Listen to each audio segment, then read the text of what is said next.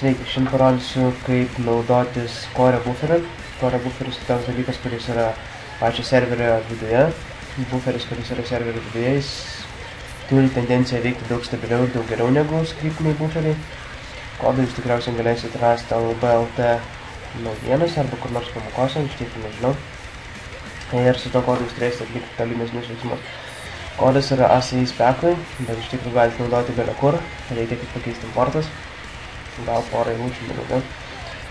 Ir teoriškai susirandam direktoriją net sflbj model game server model actor instance.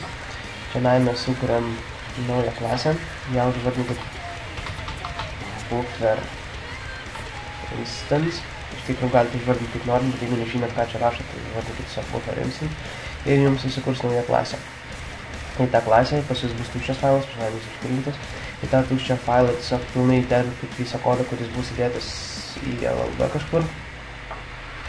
Aišku, dėkui žmogui Darth Vader, kuris sukūrė tą buferį. Aš nepridėjau visai ranką. Aš pakeičiau į stylį, įdėjau porą naujų mygtukų, porą funkcijų, bet nesiskaito. Ir žaidime jums reikės padaryti tokį gudrų dalyką, tai susirastam PC, kurį jūs norite padaryti buferiu. Pavyzdžiui, kaip apsuonėlė čia buferis.